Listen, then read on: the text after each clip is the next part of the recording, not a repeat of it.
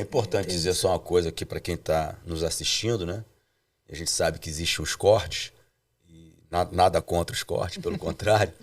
Mas é muito bom você entender o seguinte, tá? Isso não é uma doutrina. Eu acho que cada um vai passar pela sua própria história e principalmente pelo processo da sua transformação pelo Evangelho. O Evangelho serve para isso, para transformar aquilo que era velho, né? As coisas velhas se passaram, eis que tudo se fez novo. Esse nosso processo de música secular, de abandonar totalmente a nossa carreira secular, foi algo que Deus nos pediu. Então, isso não quer dizer que você vai ter que passar por aquilo que eu passei para obter aquilo que eu obtive. É muito diferente, né? O Evangelho, cada um vai ser transformado na medida que o Senhor assim entender como ele vai querer transformar você. Então, isso não é uma doutrina. Essa Isso foi a minha experiência. Uma experiência, uma chamada, a nossa chamada. Né? A gente não está aqui julgando ninguém, mas Deus foi bem claro em separar-nos, literalmente, para a sua adoração. Até porque a gente achou que ia começar sendo cantores gospel, né? E Deus não começou por aí, ele começou exatamente por aquilo que a gente nunca pensou em fazer, que é pregar a palavra. Meu Deus. Então, quando eu cheguei na igreja, voltando um pouquinho para ir atrás da Nana, tinha uma loura lá cantando mais ou menos uma música assim, ó. Recebe a cura, recebe a unção, unção de ousadia, unção de conquista. Ludmila Ferber foi a nossa pastora. Ela nos preparou, junto com o esposo dela. Como eu sou grata por Eles isso. nos casaram, eles nos ungiram pastores. Eles nos ensinaram, né, o que é ser um adorador, um coração obediente, um caráter transformado, todo o nosso processo de cura, de libertação, de transformação, de restauração. Foi a partir deles. E graças a Deus que eu me converti nessa igreja. Porque se eu tivesse chegado numa igreja onde eu tivesse tido privilégios, não tivesse sido tratada, curada, onde de repente as pessoas já quisessem me colocar no altar logo de cara, eu teria sido estragada.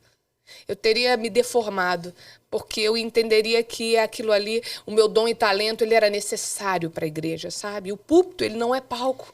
Ali não é lugar para o homem brilhar, só o Senhor brilha no altar. Então eu precisava ser desconstruída e entender que eu era apenas um instrumento, eu tinha que ser um vaso transparente, né? E Deus não começou por aquilo que a gente sabia, né? 3 anos depois que a gente teve um discipulado, a gente ficou 1 ano e 8 meses já num compromisso em santidade, o corte, seja lá como você chama. Sem sexo. Sem sexo, sem beijo na boca, sem nada. A gente foi beijar na boca só quando o pastor falou, agora você pode beijar a noiva. Aleluia. Quando ele olhou pro lado, a gente já tava subindo o elevador pra noite de núpcia. Tchau, gente. Fui. Bom demais. Já com a aliança no dedo, né? Já com a, vamos dizer delícia, assim, com o passaporte legalizado, né? Sim. Pro sexo lícito. Afinal de contas, quem inventou esse troço foi Deus, gente. Exato. Foi o diabo que fez o sexo, não. Mas tem a hora certa, o momento correto para isso, né? Então, assim, a gente passou por 3 anos, né, sendo preparado, construído, estudando a Bíblia, teologicamente falando, né? Enfim, conhecendo a palavra do Senhor. Depois que a gente casou, eu falei, agora eu vou cantar. Aí não, Deus botou para pregar, primeiro com testemunho, e depois foi dando conferências, foi dando... Só um parênteses aqui, né? Porque as pessoas acham que, já saiu pregando, como eu estava falando. Não. Quando o Brinco renunciou, abriu mão de tudo que ele tinha, porque ele falou, não vou ser mais cantor secular, foi antes de mim.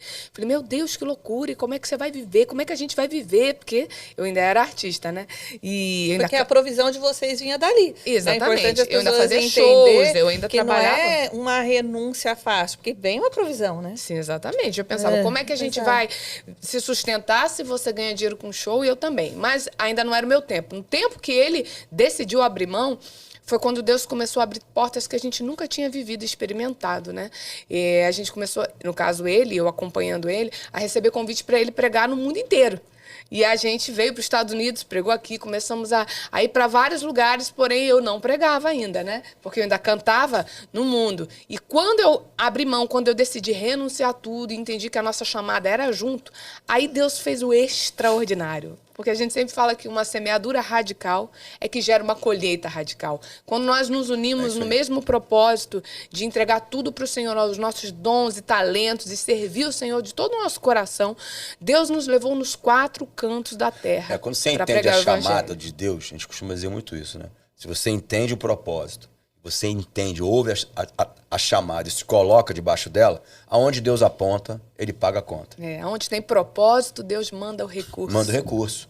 Então tem muita gente que fala assim, eu vou parar de de tocar no mundo, como é que eu vou viver? Se você não crê que Deus falando contigo, amém, irmãos? Eu não estou dizendo isso. aqui que para você largar tudo.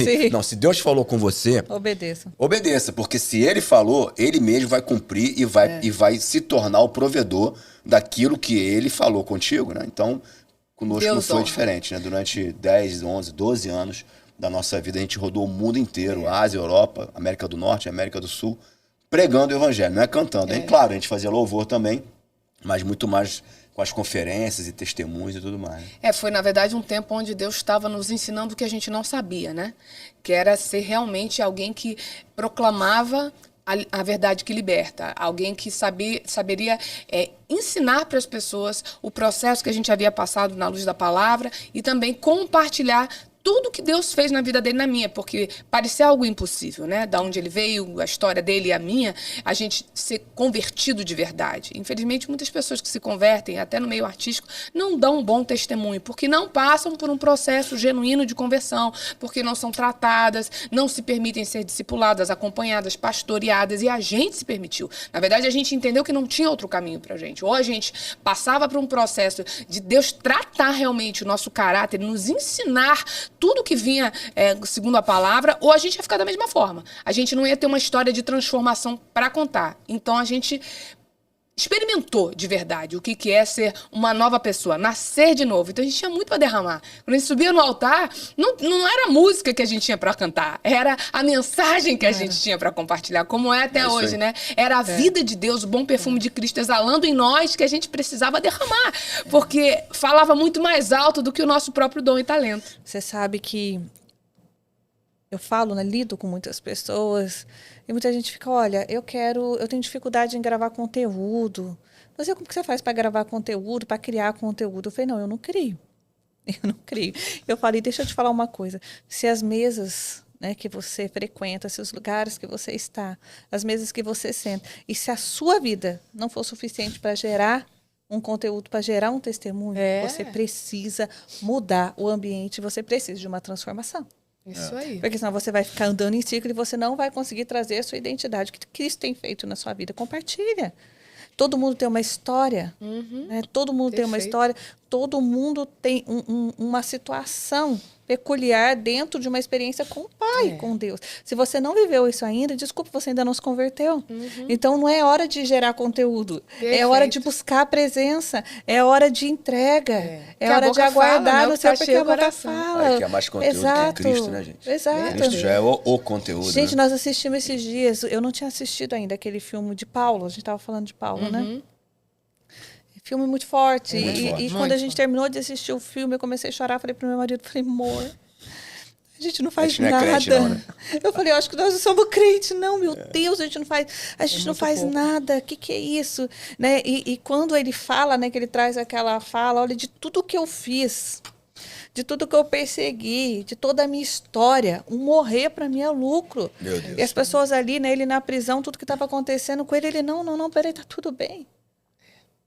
Olha quem eu fui. E olha o que me espera. Eu falei, meu Deus.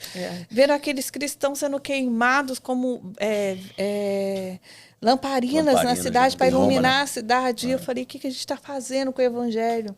E qual que é a visão de vocês como pastores? Hoje nós temos vivido, né? Não sei se tem